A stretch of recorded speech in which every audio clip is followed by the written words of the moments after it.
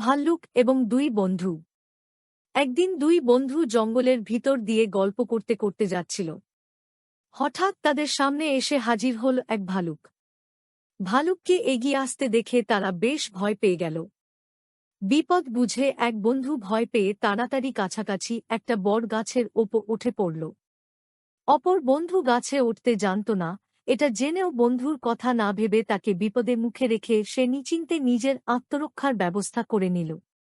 অপর বন্ধু গাছে চড়তে জানত না, তাই সে গাছে ওঠার চেষ্টা না করে তাড়াতাড়ি বুদ্ধি খাটিয়ে মাটির ওপরে মরার মতো দম বন্ধ করে শুয়ে পড়ল। কারণ সে জানত ভালুক মরা মানুষ ছোঁয় না।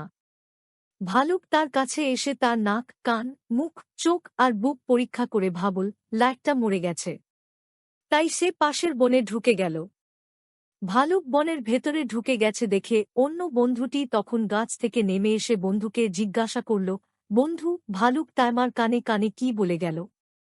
যে বন্ধুটি মাটিতে দম বন্ধ হয়ে শুয়েছিল সে তাড়াতাড়ি উঠে দাঁড়িয়ে হাঁফ ছেড়ে বাঁচল। এদিকে ওদিক একবার ভালো করে দেখে নিয়ে গম্ভীর হয়ে বলল, ভালুক আমায় বলে গেল, যে বন্ধু বিপদের সময় বন্ধুকে বিপদে ফেলে রেখে পালায় তার সঙ্গে কখনো বন্ধুত্ব করতে নেই।